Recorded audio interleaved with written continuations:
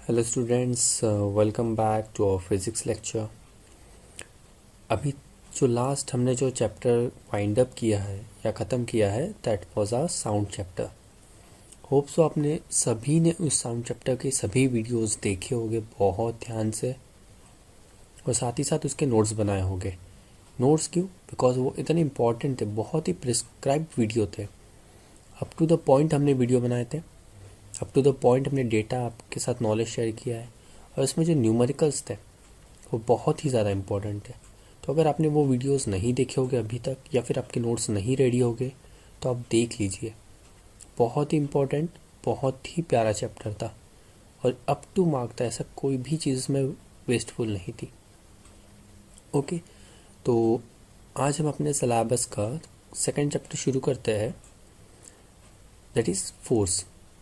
ठीक है, जो एक नया चैप्टर आज हम शुरू करने वाले हैं, फोर्स।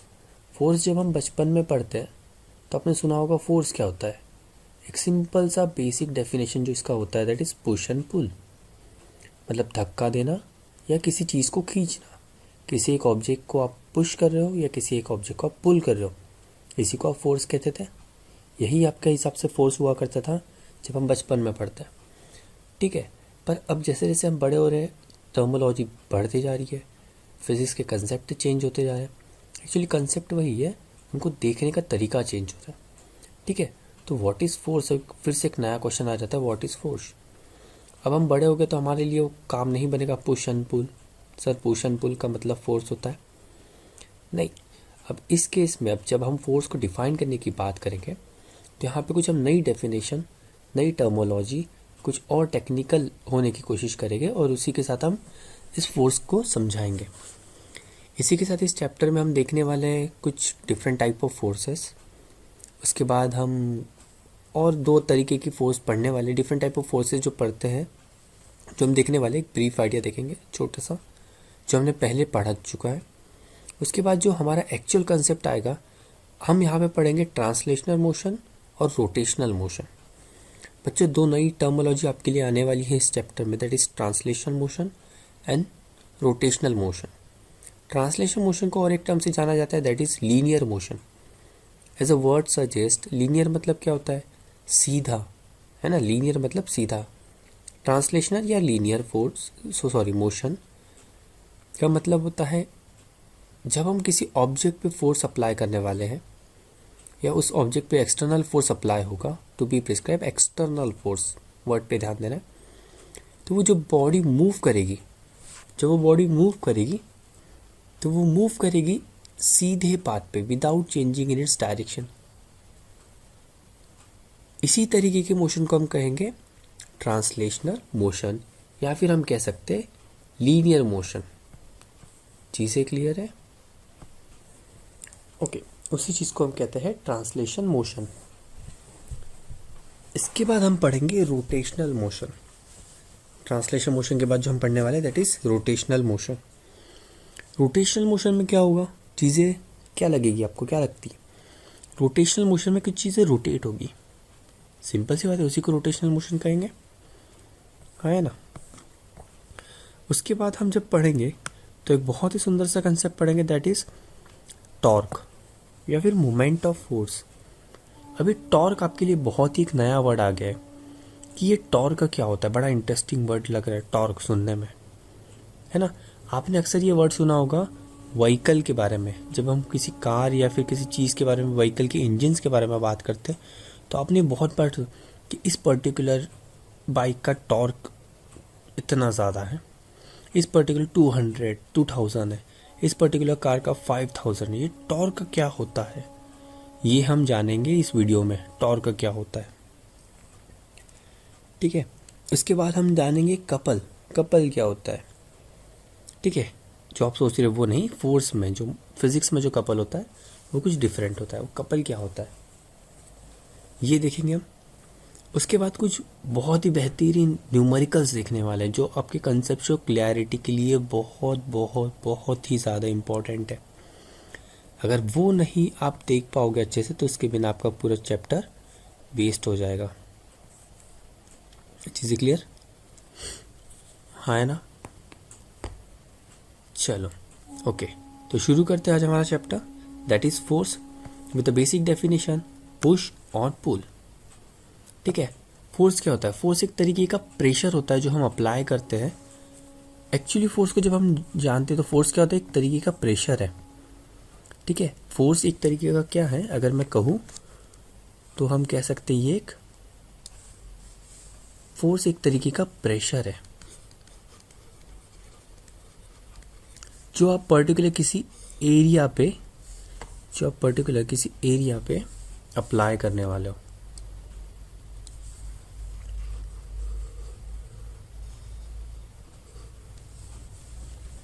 मतलब फोर्स क्या हो गया? फोर्स एक तरीके का प्रेशर है जो आप किसी एरिया पे अप्लाई करने वाले हो। तो ये बन जाता है फोर्स का सबसे और बेसिक डेफिनेशन। फोर्स का एक प्रेशर है जो आप किसी एरिया पे अप्लाई करने वाले हो। चीज़ें क्लियर है? मतलब जैसे फॉर एग्जांपल आप समझिए, ये आपका दीवार है, दैट इज वॉल। ये आपकी वॉल है।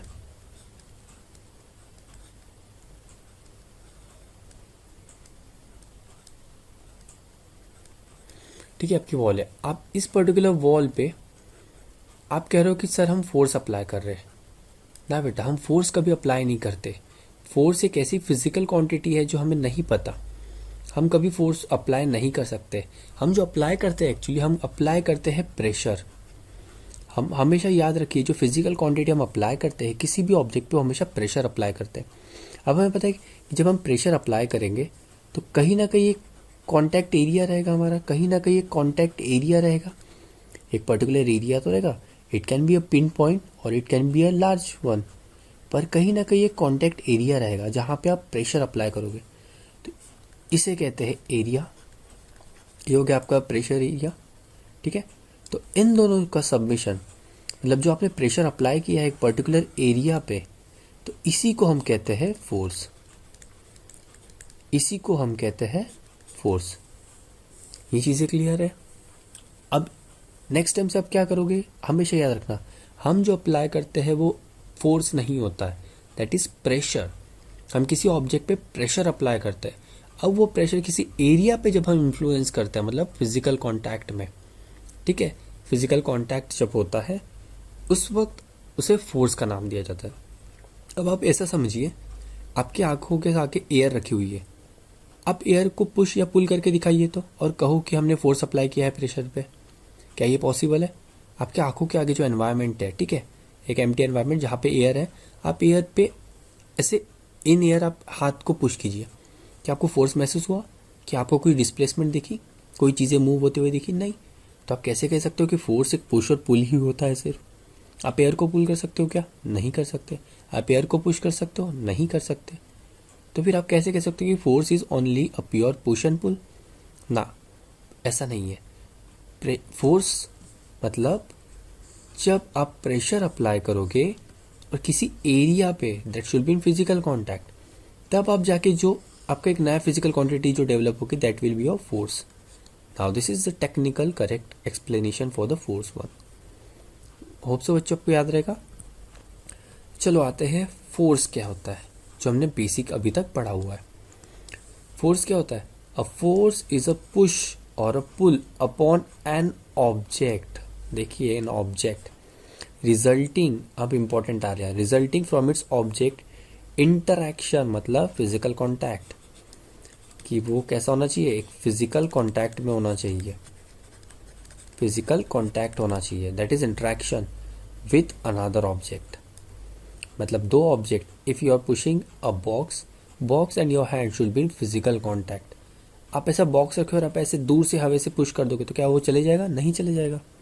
You should be in interaction, both the object should be interaction. Late it B, it can be a combination of hand and a box, or it can be a combination of hand or a car, pushing or pulling for a car or a car.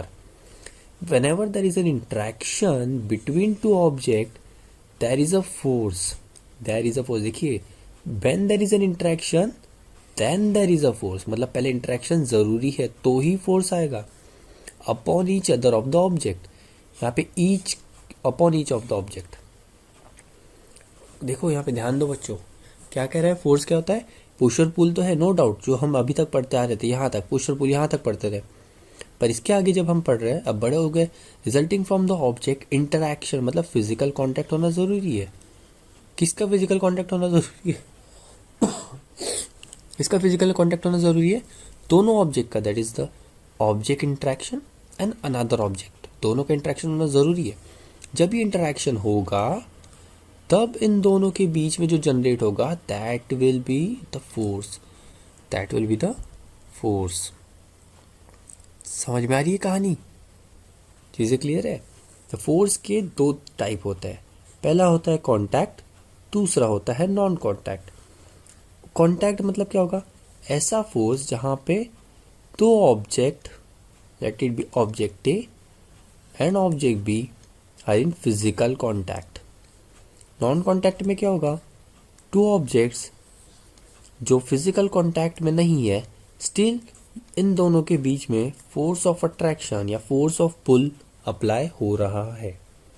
ठीक है, तो ऐसे कुछ examples है जो हम अभी देखेंगे, कैसे कौन से एग्जाम्पल्स है जिसमें कॉन्टैक्ट और नॉन कॉन्टैक्ट फोर्स की वैरायटी आती है।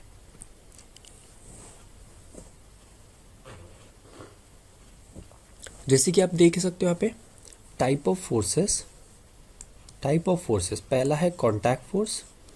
Contact force interaction between objects that touch, and non-contact force attract or repel even from a distance, मतलब फिजिकल कॉन्टैक्ट की जरूरत नहीं है, तो यहाँ कह सकते नो फिजिकल कॉन्टैक्ट।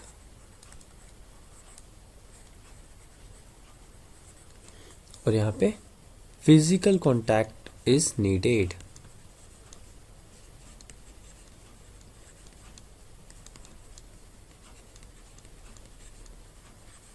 ठीक है, तो ऐसे कौन से एग्जाम्पल है? पहला कॉन्टैक्ट फोर्स के लिए जो एग्जाम्पल बनता है that is your applied force. देखिए एग्जाम्पल में a baseballer player is hitting the baseball with its that is bat. देखिए यहाँ पे physical contact you can see over here, that is a physical contact. Second spring force. Spring से जब एक object को हम रिलीज करते हैं तो क्या होता है? स्प्रिंग को हम प्रेस करते हैं तो उस ऑब्जेक्ट को स्प्रिंग पर रखा जाता है, तभी जाके होगा। तीसरा होता है ड्रैग फोर्स।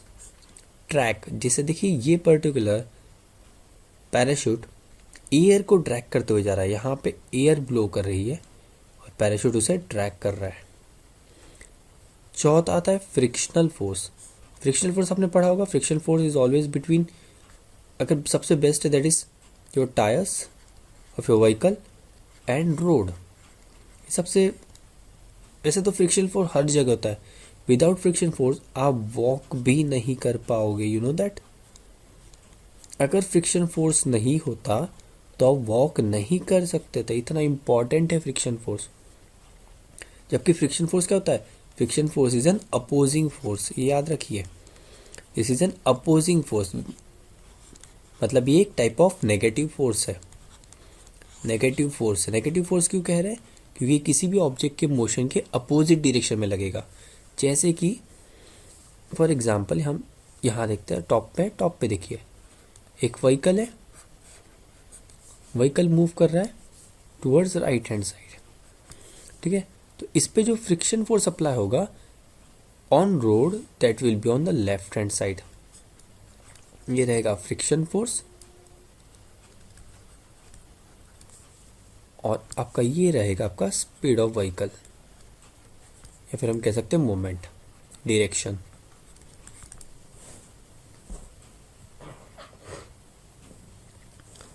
चीज़ें समझ में आ रही? तो फ्रिक्शन फोर्स का advantage as well as disadvantage भी है। एडवांटेज क्या है कि फ्रिक्शन फोर्स ना होता तो हम चल नहीं पाते, हमारा व्हीकल मूव नहीं कर पाता। डिसएडवांटेज क्या है? ये अपोजिंग फोर्स है, तो इसमें हमारी बहुत सारी एनर्जी लॉस हो जाती है, जितना ज़्यादा फ्रिक्शन उतना ज़्यादा लॉस ऑफ एनर्जी। ठीक है, अब नेक्स्ट जब हम देखते हैं जो कॉन्टैक्ट फोर्स में that is normal force. Normal force को हम कह सकते हैं a force which is acting perpendicular. Normal मतलब perpendicular, force which is acting perpendicular. और ये फोर्स क्या करता है? हमेशा एक बॉडी को रेस्ट में रखता है। आप देखो यहाँ पे देख सकते हो एन ऑब्जेक्ट, दिस बॉक्स, ये जो बॉक्स है this is applying downward direction force या फिर हम कह सकते हैं इसे वेट। वेट भी डाउनवर्ड डायरेक्शन में, फोर्स भी डाउनवर्ड, मतलब वेट और फोर्स सेम होता है। तो नॉर्मल क्या हो रहा है, इस बॉक्स को बैलेंस कंडीशन में रखने के लिए ये जो टेबल है, ब्लैक कलर का जो टेबल दिख रहा है, वो अपर डायरेक्शन में आपका फोर्स अप्लाई कर रहा है। तो इसको हम कहेंगे, जो अपर डायरेक्शन में फोर्स है, that is normal force, it is acting perpendicular to the surface. Normal force पे याद रखना है, परपेंडिकुलर टू द सरफेस, याद रखना है, perpendicular to the surface. Normal force कैसा होता है, परपेंडिकुलर टू द सरफेस। तो ये हो गई कहानी कॉन्टैक्ट फोर्स की। अब नॉन कॉन्टैक्ट फोर्स देखते हैं। नॉन कॉन्टैक्ट में सबसे पहला और best example that is magnetic force. आपने देखा होगा मैग्नेटिक मटेरियल अट्रैक्ट करते हैं कहीं दूर से और कहीं दूर से रिपेल करते हैं, मतलब ज़रूरी नहीं है उन्हें फिजिकल कॉन्टैक्ट में रहने के लिए। तो मैग्नेटिक फोर्स कैसा हुआ, नॉन कॉन्टैक्ट। दूसरा इलेक्ट्रिकल फोर्स। इलेक्ट्रिकल फोर्स देखिए, this is nucleus, red colour, this is nucleus and here are some electrons. ये देखिए इलेक्ट्रॉन्स है, यहाँ पे डिस्टिंग्विश किया अलग अलग कलर से, इलेक्ट्रॉन्स। ये रिवॉल्व करे इस न्यूक्लियस के अराउंड में, पर कहीं पे भी किसी से अट्रैक्ट हो रहे नहीं। ये न्यूक्लियस, सॉरी ये इलेक्ट्रॉन नंबर 1 इलेक्ट्रॉन नंबर 2 से अट्रैक्ट हो रहे हैं नहीं। क्या वो डैश हो जा रहे हैं, नहीं। रिपेल हो रहे हैं नहीं, फिर भी उनके बीच में फोर्स है। तो इस तरीके का फोर्स होता है electric force.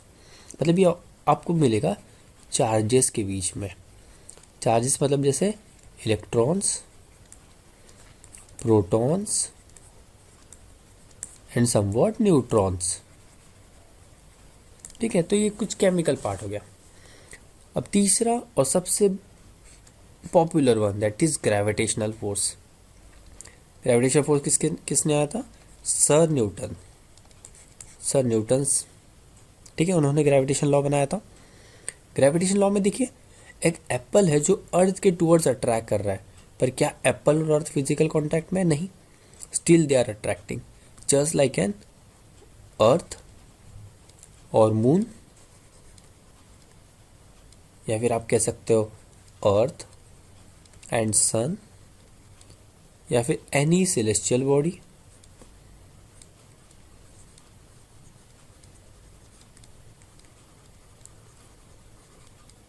Any celestial body, इन सभी के बीच में ग्रेविटेशन फोर्स लगता है। मतलब यहाँ पे जो ग्रेविटेशन फोर्स के बारे में जब हम बात करते हैं, तो ग्रेविटेशन फोर्स एक नॉन कॉन्टैक्ट फोर्स है। अब सब बच्चों आपको सभी को क्लियर होगा कि कॉन्टैक्ट फोर्स क्या होता है, नॉन कॉन्टैक्ट फोर्स क्या होती है। चलो, ये होता है क्या बेसिक हमारा फोर्स, फिजिकल कॉन्टैक्ट फोर्स और नॉन कॉन्टैक्ट फोर्स की कहानी। अब आते हैं हम चैप्टर के मेन टॉपिक्स पे। जब सबसे पहला आता है लीनियर मोशन। लीनियर मोशन को हम कह सकते हैं ट्रांसलेशन मोशन। लीनियर मोशन को हम क्या कह सकते हैं, और ट्रांसलेशन। ट्रांसलेशन मोशन मतलब ऐसा ऑब्जेक्ट, ऐसा मोशन जो एक स्ट्रेट डायरेक्शन में, एक सिंगल डायरेक्शन में मूव कर रहा हो। उस ऑब्जेक्ट के सभी पार्टिकल्स जब एक सिंगल डायरेक्शन में मूव करते हैं, तो ऐसे मोशन को हम ट्रांसलेशन या फिर लीनियर मोशन के नाम से जानते हैं, या फिर हम कहते हैं। चीज़ें क्लियर है बच्चों। चलो, अब लीनियर मोशन के बारे में हम जानते हैं कि क्या होता है। Linear motion is the most basic of all motions. Linear motion क्या है, एक बेसिक ऑफ ऑल मोशन है। क्यों बेसिक ऑफ ऑल मोशन है, क्योंकि आप सभी को पता है कि ये स्ट्रेट डायरेक्शन में मूव करवाता है। तो मैक्सिमम सभी ऑब्जेक्ट स्ट्रेट डायरेक्शन में कभी ना कभी मूव करते हैं। Most basic of all motions. uninterrupted object will continue to move in a straight line indefinitely. कैसा लाइन, स्ट्रेट लाइन, मतलब ऑब्जेक्ट कैसा मूव करेगा, straight. Under everyday circumstances gravity and friction conspiracy to bring object to rest. हमने कहा था कि gravity और friction force क्या है, एक टाइप ऑफ नेगेटिव फोर्स है। ये कैसा फोर्स है, they are negative force. They always oppose the movement. They always oppose the movement of any motion. तो ये क्या करते हैं, सभी ऑब्जेक्ट को एक्चुअली रेस्ट में लाने की कोशिश करते हैं, so that it can be in a balanced form. It can be in a balanced form. Linear motion is measured in two parts. First is speed and direction. Speed and direction together they make up the velocity. Why velocity? Because we know that speed is an scalar quantity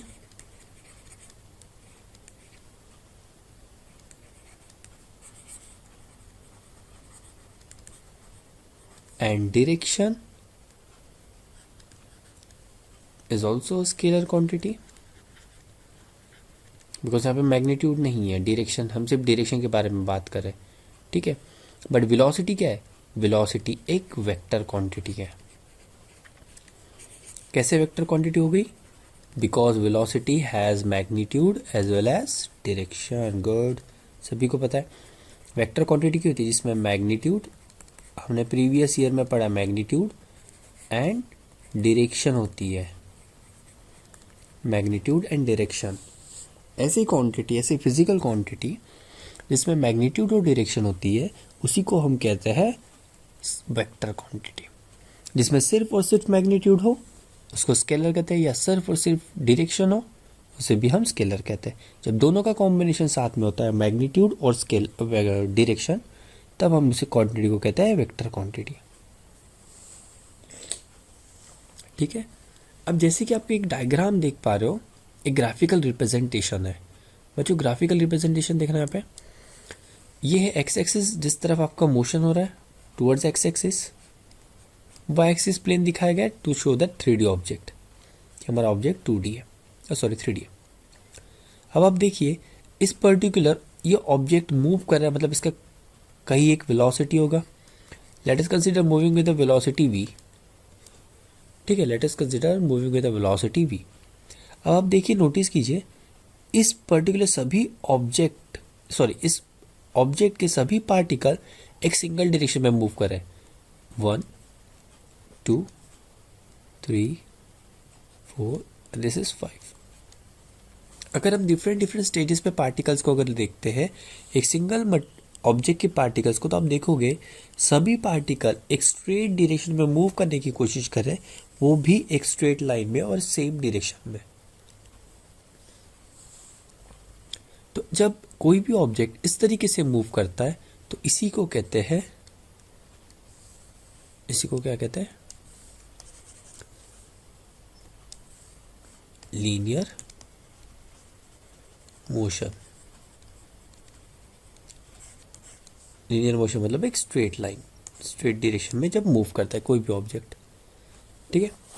अगर linear motion ऐसा है तो फिर दूसरा जो type होता है वो कौन सा होता है? That is rotational motion. तो रोटेशनल मोशन क्या होता है बच्चों? कोई बॉडी रोटेट करेगी तब रोटेशनल मोशन होगा, सिंपल है। तो देखते, the motion of a body that spins about an axis, that spins about an axis मतलब एक एक्सिस के अराउंड में। फॉर एग्जाम्पल ये एक हमारा डिस्क है और इसके सेंटर से एक एक्सिस मूव करे, लेट अस कंसीडर ये एक्सिस है। तो ये ऑब्जेक्ट क्या करेगा? इसके अराउंड में रोटेट करने की कोशिश करेगा, इस ऑब्जेक्ट के अराउंड में रोटेट करने की कोशिश करेगा। तो इसी को कहते हैं रोटेशनल मोशन। एग्जाम्पल देखिए आप, Ferris wheel, bicycle wheel, merry go round and etcetera etcetera. Bicycle wheel सबसे बेस्ट एग्जाम्पल। आपका कुछ ऐसा व्हील होता है, यहाँ पे एक्सल होता है ना, यहाँ पे एक्सल लगा होता है, यहाँ पे कहीं चेन होती है आपकी लगी हुई, और ये जो व्हील है इस एक्सल के अराउंड में रोटेट होते रहता है, इस एक्सल के अराउंड में रोटेट होता है, इसलिए हम क्या कहते हैं इसे? तो इसी तरीके की जो मोशन होती है इन्हें रोटेशनल मोशन कहते हैं। मतलब क्या हुआ रोटेशनल मोशन? किसी भी एक पॉइंट, एक फिक्स पॉइंट के अराउंड में अगर वो ऑब्जेक्ट गोल गोल गोल गोल घूम रहा है तो उसी को कहते हैं रोटेशनल मोशन। चीज़ें क्लियर है? और कुछ एग्जाम्पल देखते हैं। ये हो गया रोटेशनल मोशन का, ठीक है। तो क्या कह रहा है रोटेशनल मोशन, जानते हैं। We have learnt about the translation motion up to this point. Okay, we have learnt. Now we will venture into the rotational motion of a rigid body. यहाँ पे rigid body क्यों कहा गया है? What does rigid body means? A body. Rigid body का मतलब कहते हैं which cannot change its shape and size. उसी को हम कहते हैं रिजिड बॉडी, ठीक है। एक ऐसा ऑब्जेक्ट जिसका शेप और size until unless external force applied ना हो, अगर वो उसका शेप एंड साइज चेंज ना हो, तो ऐसे ऑब्जेक्ट को हम कहते हैं rigid body. For example stone, you can say a would, stone, would, marble and so on. ठीक है. आप यहाँ पे रबर यूज नहीं कर सकते. Rubber is not a rigid body, rubber is an elastic body. ठीक है. रबर का शेप एंड साइज चेंज होता है बहुत इजीली. ठीक है. Rigid body, a body with a definite shape that does not change. देखिए यहाँ पे अभी हमने कहा था रिजिड बॉडी क्या होता है, ऐसा बॉडी जिसका शेप और साइज चेंज ना हो, definite shape that does not change. ठीक है. इसी को कहते हैं rigid body. Rigid body can be analyzed as the translation motion of its center of a mass and rotational motion about its center of mass. Okay, we will consider it purely rotational motion. अब first case में देखिए, case one में आपको क्या दिखाई दे रहा है, pure translation है. देखिए बॉल रोटेट ही नहीं किया. देखिए this is the first quadrant, अभी भी सेम क्वाड्रेंट आपको दिखाई दे रहा है, विदाउट रोटेशन मूव कर रहा है. देखिए आप देख रहे हो कि सेम पार्ट आपको विजिबल है, सेम पार्ट.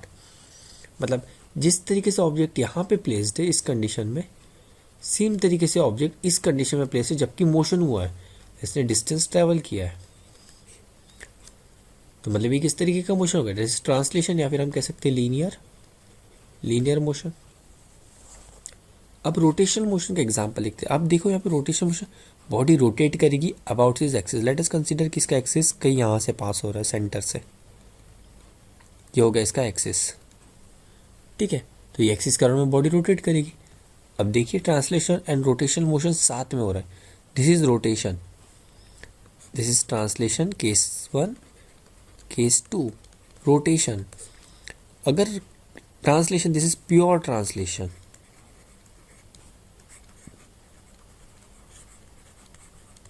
क्योंकि यहाँ पर सिर्फ सीधा मोशन रहा है. दिस इज प्योर रोटेशन, क्योंकि रोटेशन क्या होता है, अपनी एक्सिस के अराउंड में ही घूमता है, कहीं नहीं जाएगा. तो देखियो अपने अराउंड में घूम रहा है. और जब इन दोनों का कॉम्बिनेशन बन जाता है तब आपको कुछ इस तरीके से रिजल्ट देखने मिलता है. It is translation and rotation motion का कॉम्बिनेशन. देखो यहाँ से डिस्टेंस ट्रेवल भी करेगा और साथ में आपका ऑब्जेक्ट देखो पूरा कंप्लीटली चेंज होगा. ओरिएंटेशन देखिए ऑब्जेक्ट का ओरिएंटेशन देखिए कंप्लीटली चेंज्ड हो गया है. मतलब कहीं ना कहीं रोटेट भी हुआ है, डिस्टेंस भी ट्रेवल किया है, तो ये ट्रांसलेशन होगा. बॉडी रोटेट भी किया तो ये रोटेशन मोशन भी होगा. मतलब यहाँ पे क्या है, it's a combination of translation and rotational. It's a combination of translation and rotation. Clear यहाँ पे बच्चों? यहाँ तक चीज़ें समझ में आ गई आप सभी को? चलो तो नेक्स्ट स्लाइड देखते हैं. नेक्स्ट पार्ट आपका आता है डेफिनेशन ऑफ टॉर्क. टॉर्क क्या होता है ये समझते हैं. टॉर्क क्या होता है, नया वर्ड आपके लिए torque. Torque is a physical quantity और it is a quantity that measures the ability of force to rotate an object around some axis. मतलब टॉर्क क्या है, ये एक एबिलिटी है, एक फिजिकल क्वांटिटी, एक एबिलिटी मतलब टेंडेंसी कि कितना फोर्स आपको रिक्वायर्ड रहेगा उस ऑब्जेक्ट को रोटेट करने के लिए. यहाँ पे रोटेशनल मोशन नहीं हो रहा है, ध्यान दीजिए. रोटेशनल मोशन और टॉर्क अलग बात होती है. रोटेशनल में क्या हो रहा है, वो ऑटोमेटिक अपने एक्सिस पे घूम रहा है. टॉर्क में आप फोर्स की टेंडेंसी देख रहे हो, आप फोर्स आपको मेजर करना है कि कितना आपका फोर्स रिक्वायर्ड है उस पर्टिकुलर ऑब्जेक्ट को मूव करने के लिए. इसको हम कह सकते हैं फल्क्रम. आप सी सॉ पे भी देखते हो. ठीक है. तो इसका यूनिट क्या हुआ, दैट इज न्यूटन मीटर. मतलब टॉर्क का अगर न्यूटन मीटर है तो टॉर्क का फॉर्मूला क्या हुआ, न्यूटन किसका होता है, फोर्स का. मीटर किसका होता है, डिस्टेंस का. मतलब टॉर्क क्या होता है, फोर्स इंटू डिस्टेंस, जिसे हम लीवर आर्म कह सकते हैं, फोर्स इंटू डिस्टेंस. ठीक है. और लीवर आर्म क्या होता है, ध्यान दीजिए, lever arm is the perpendicular distance. बच्चों बहुत इंपॉर्टेंट है, बच्चे भूल जाते हैं. Important word perpendicular distance highlight कर दे रहे हम आपके लिए,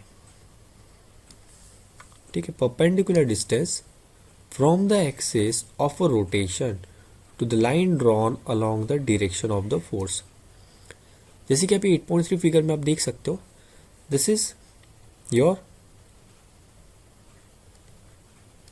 एक्सिस ऑफ रोटेशन, ये हो गया आपका एक्सिस ऑफ रोटेशन। जो अभी हमने डेफिनेशन पढ़े बस उसी से कोरिलेट कर रहे हैं हम, ठीक है। ये है आपका डायरेक्शन ऑफ फोर्स,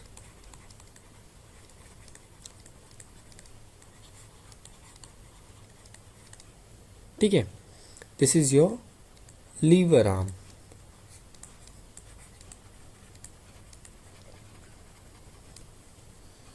ठीक है। मतलब क्या हुआ है, देखिए क्या कह रहा है, lever arm is the perpendicular distance, lever arm is the perpendicular, let me highlight this, lever arm is your perpendicular distance, ठीक है, from the axis of rotation, from the axis of rotation, 1 minute, from the axis of rotation to the line drawn,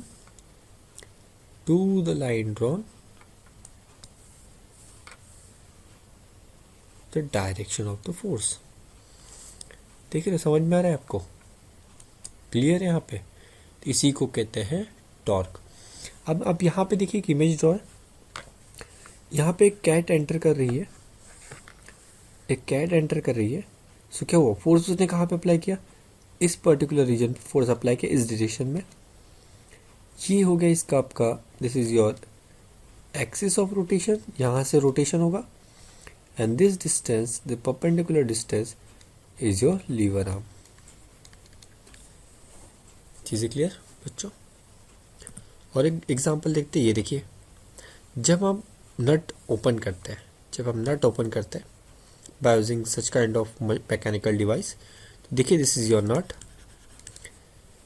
आप यहाँ पे efforts लगा रहे हो, इस यहाँ पे आप एफर्ट लगा रहे हो, या फिर हम कह सकते हैं यहाँ पे आप फोर्स अप्लाई कर रहे हो,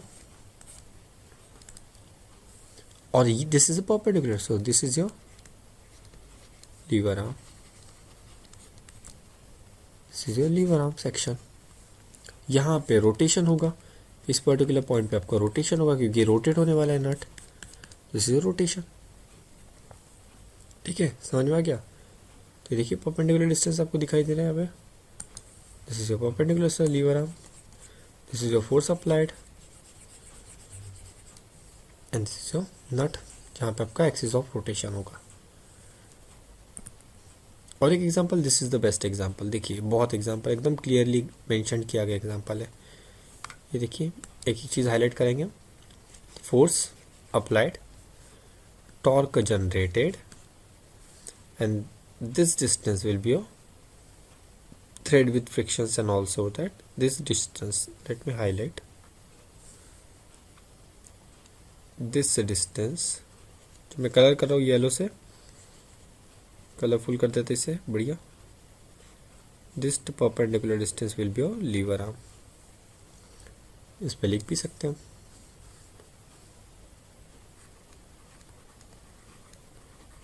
liver arm.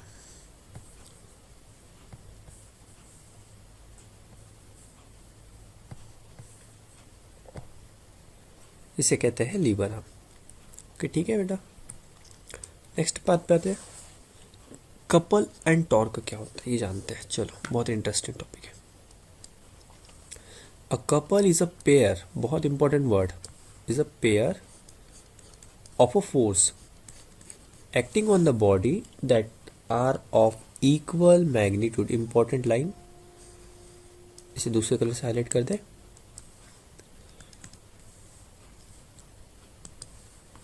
Equal magnitude and opposite direction.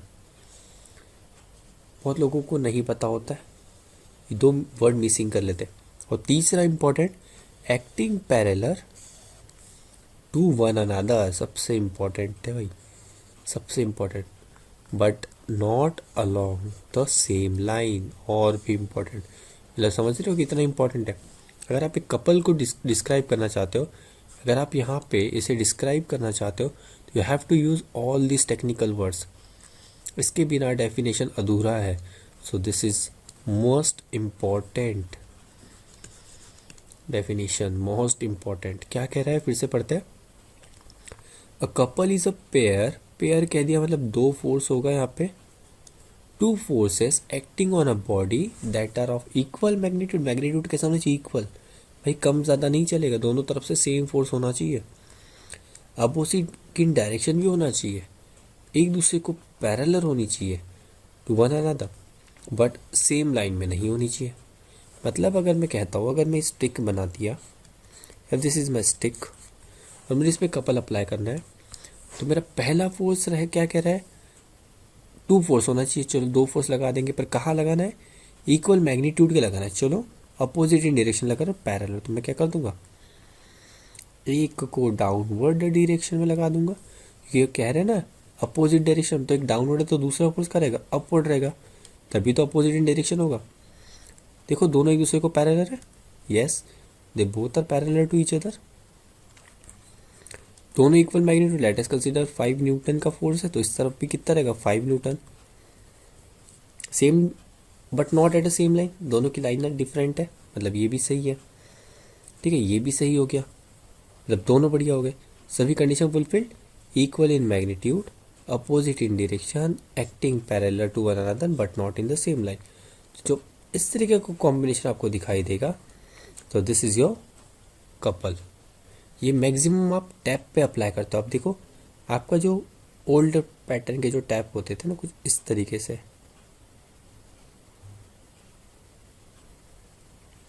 ठीक है, तो इस टैप को जब हम मूव करते, जब इस टैप को हम रोटेट करते थे, तो एक तरफ से इस तरफ पुश करते हैं और एक तरफ से इस तरफ पुश करते हैं। तो यहाँ पे हम एक्चुअली क्या करते हैं, यहाँ पे हम कपल अप्लाई करते हैं, इसको रोटेट करने की कोशिश करते हैं। कहाँ पे रोटेट करते हैं, इस अलोंग दिस एक्सिस, मतलब यहाँ पे हम क्या जनरेट करते हैं, यहाँ पे हम टॉर्क जनरेट करते हैं। Force acting in this way produce a turning force और अ मोमेंट। इससे क्या जनरेट होता है, मोमेंट जनरेट होता है, क्योंकि हमने कहा था एक पर्टिकुलर पॉइंट पे जब चीज़ें रोटेट होती है तो उसे मोमेंट कहते हैं, ठीक है। The torque of a couple is the rotational force of moment produced. तो ये जो टॉर्क होता है, जो टॉर्क जनरेट हो रहा है, किसके वजह से हो रहा है, मोमेंट के वजह से जनरेट हो रहा है।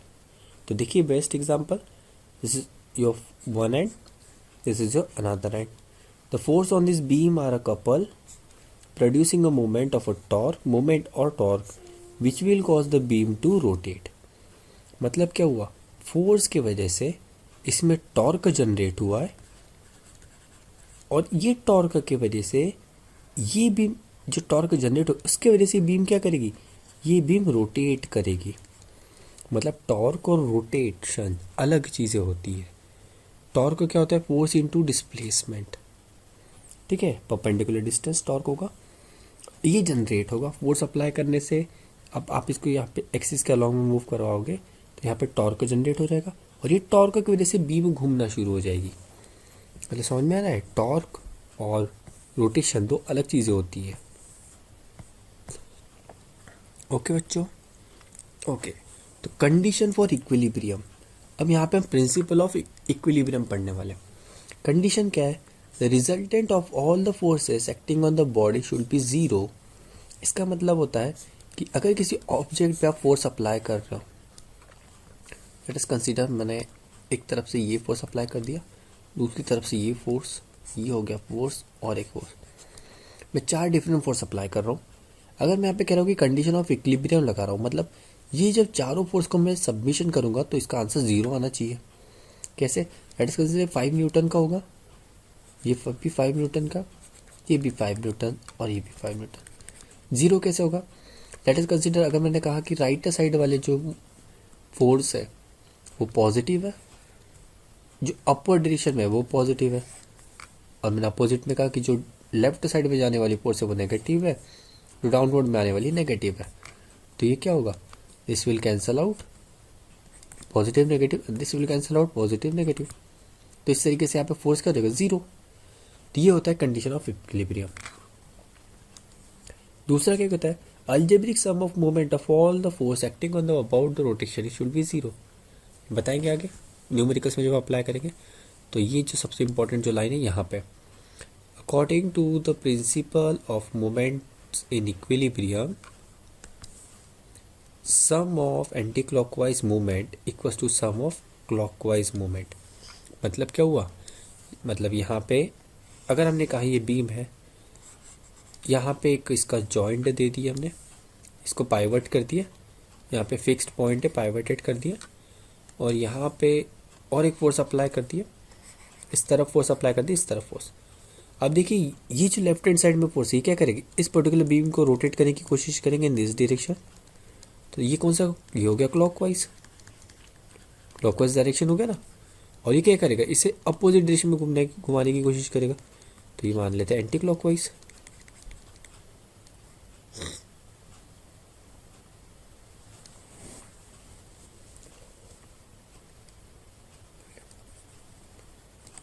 तो हमारा इक्विलिब्रियम क्या कहता है कि भाई क्लॉकवाइज जितना जनरेट करेगा ना उतना ही एंटी क्लॉकवाइज करेगा, सो दैट ये एक इक्विलिब्रियम कंडीशन में रहे।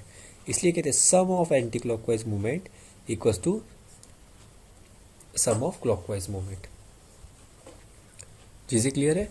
और मूवमेंट क्या होता है, movement is equals to force into displacement. ये याद रखना है, इंपॉर्टेंट है बच्चों, बहुत इंपॉर्टेंट। इसी पे सारे न्यूमेरिकल्स आएंगे, इसी पे सभी, एक ही फॉर्मूला है जो उस पे सभी न्यूमेरिकल्स बन जाएंगे। तो ये बहुत ज़्यादा इंपॉर्टेंट है, बहुत ज़्यादा इंपॉर्टेंट है, तो ये याद रखना है। हाईलाइट कर दिया हमने आपके लिए, बहुत ज़्यादा इंपॉर्टेंट। जो हमारा नेक्स्ट सेशन रहेगा न्यूमेरिकल्स का, वो इसी क्वेश्चन पे, इसी फॉर्मूले पे बेस्ड रहेगा। तो क्या रहेगा, याद रखना है, movement equals to force into displacement. This is your displacement, this is your force, this is moment। चीज़ें क्लियर है बच्चों यहाँ तक, ओके। तो जो नेक्स्ट सेशन रहेगा वो बहुत ही बढ़िया सेशन रहेगा, तो उस पर ध्यान देना है। हम उस सेशन पे बहुत अच्छी चीज़ें पढ़ने वाले हैं। Hope so meet you in the next lecture. Thank you.